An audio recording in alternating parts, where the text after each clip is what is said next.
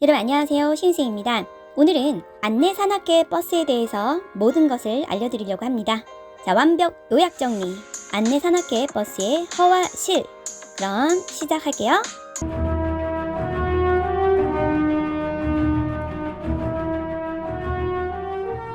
산타는 시운쌤이 완벽 요약 정리했어요. 안내 산악회란 안내 산악회의 운영진들이 산행지를 공지하면 누구든지 그 산악회 멤버가 아니더라도 해당 산행지를 신청하고 버스비를 입금하면 그 모집된 사람들을 대상으로 산행지의 들머리, 즉 올라가는 길, 산에서 올라가는 길에 내려주고요. 또 날머리에서 산에서 내려오는 길, 그 입구에서 다시 태우는 왕복 노선 전세 버스를 제공하는 일회성의 성격이 짙은 친목이 없는 산악회입니다. 말 그대로 고속버스와 같은 개념이며 내가 가고자 하는 산에 나와 내 친구가 혹은 혼자서도 그저 버스를 타고 데려다주고 데리고 오는 교통편이라고 생각하면 됩니다. 버스에 타는 다른 사람들과 불필요한 친목 도모도 필요 없고요. 인솔 대장님이 계시지만 코스에 대한 안내와 주의사항, 버스 출발 시간을 알려주고요. 산행은 각자 알아서 하시면 됩니다. 간혹 뉴스를 통해서 알게 되거나 사진을 통해서 보아왔던 화려한 조명이나 음주 가무 등의 행위가 안내 산악회 버스에서는 없습니다. 여러분께서 고속버스를 타고 지방 갈 때를 한번 생각해보세요. 똑같은 상황이에요. 그저 교통편입니다. 대중교통이죠. 다른 점은 터미널로 데려다 주는 게 아니라 산으로 혹은 관광지로 데려다 준다는 점이며 다시 기다렸다가 데리고 온다라는 점이 일반 대중교통, 고속버스와는 다른 점이죠. 장점은 무엇일까요? 1. 대중교통으로 가기에는 너무너무 번거롭고 비싸고 힘든 과정을 거쳐야 되는 그런 산행지에 아주 편안하게 자면서 갈 수가 있죠. 2. 자차로 이동 시에는요, 왕복 운전으로 인한 피로감이 너무 나죠. 등산까지 한 데다가 운전까지 몇 시간 동안 하려면 너무 힘들죠? Number 3. 합리적인 가격으로 아주 편하게 갈 수가 있죠. Number 4. 자차 이용 시에는 차를 회수하기 위해 원점 회계해야 되지만 안내 산악회는 같은 코스를 되돌아올 필요가 없습니다. 내려가는 곳에 차가 딱 기다리고 있는 거죠. 자, 그러면 안내 산악회의 단점은 무엇일까요? Number 1. 안내 산악회에서 코스를 하나 혹은 두 개로 정해주는데 내가 원하는 코스가 아닐 수도 있어서 잘 보고 신청하셔야 됩니다. Number 2. 산행 시간을 누구나 느슨히 다녀올 수 있도록 주는 것이 아니기 때문에 만약 버스 출발 시간까지 되돌아오지 못했을 경우 버스는 나를 버리고 갈 수가 있습니다. 그러므로 먼저 자신의 등산 실력을 단련한 후에 가셔야 됩니다. 자, 그러면 안내 산악회의 유의사항은 무엇이 있을까요?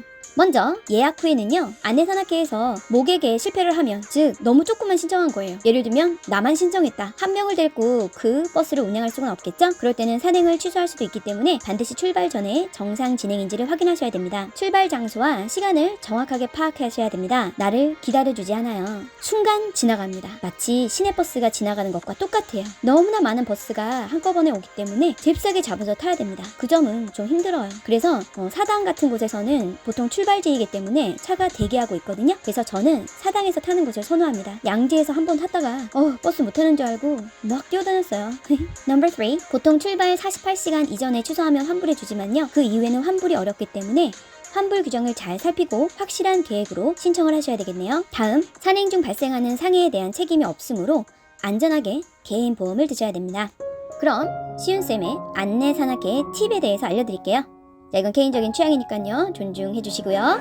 자, 1번. 좌석 예약 시에 혹시 같은 아이디나 이름으로 예약된 좌석들이 너무 많은 거예요. 예를 들면 막 15자리, 막 12자리 이렇게 있으면 이 사람들은 단체로 오시는 분들입니다. 그래서 피하는 것이 좋겠죠? 혼자 가실 경우에는요. 물론 아무 상관이 없을 수도 있어요. 그리고 재밌는 건 내가 그 중에 한 명일 수도 있죠. 그 12명 중에 한 명이 나일 수도 있다는 점. 자, 그러니까 이건 참고만 하세요. 두 번째는요, 맨 뒷자리인데요. 맨 뒷자리에는 엔진이 있고요. 그리고 의자가 뒤로 젖혀지질 않습니다. 그래서 이렇게 니은자로 좀 불편할 수 있어요. 이것도 버스마다 다르기는 한데 제가 지난번에 갔던 좌석은 맨 뒷자리밖에 없어서 어쩔 수 없이 맨 뒷좌석을 했는데 니은자로 이렇게 거의 서서 왔다는 거 불편했어요. Number 3. 버스에서는 양말을 갈아 신지 않는 이상은 신발을 벗지 않는 것이 에티켓이죠. 꼭 여분의 양말을 준비하시면 좋겠죠? 다음 편한 슬리퍼나 목베개 등을 가벼운 에코백이나 봉지 같은 것도 상관없고요.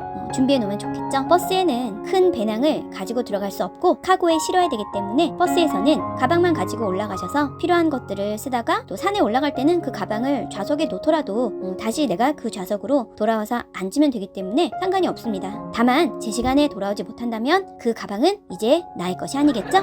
자, 그러면 안내 산악회 시온쌤의 결론입니다. 제가 혼자 안내 산악회로 산행을 해본 결과 안전하고 매우 편리하며 장기간의 운전의 고통도 줄여주고 나름 저렴한 버스 요금으로 내가 원하는 산에 특히 계절에 딱 맞게 알맞은 산행지를 알아서 공지를 내주기 때문에 남녀노소 불문하고 누구나 이용하면 좋을 산행지 왕복 고속버스입니다. 저처럼 전국을 다니며 100대 명산을 하는 사람에게 정말 꿀이죠. 혼자 산행시는 부상을 당할 수도 있으므로 마음 맞는 지인들과 다니면 좋겠죠? 안내 산악회 만쉐 만쉐 만만쉐 자, 이제 마무리를 지어보도록 하겠습니다. 다음번 영상에선 제가 직접 안내 산악회 버스를 체험한 영상을 편집해서 올리도록 하겠습니다. 이번에는 움직이는 영상이 없었지만 다음번에는 움직이는 영상으로 실제 촬영한 영상으로 제가 영상을 만들 거예요. 여러분, 제가 처음에 이 채널을 시작할 때는 그저 제가 찍은 멋진 산 영상을 보여드리고 즐거웠던 산행을 기억하기 위해서였지만요. 이제는 제가 등산에 진짜 너무 진심이 되어버려서요. 더 많은 사람들, 특히 등린이분들, 산린이분들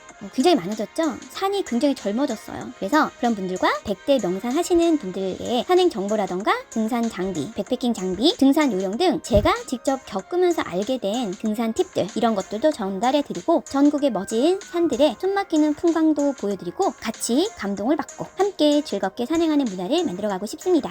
많은 응원 부탁드릴게요. 감사합니다. 다음 영상 안내입니다. 안내 산악회 버스 여자 혼자 타도 되나요? 탈까 말까? 제가 직접 혼자 타봤습니다. 여러분의 좋아요는 제게 영상을 만드는데 큰 도움이 됩니다. 그럼 다음번 영상에서 봬요. 안녕.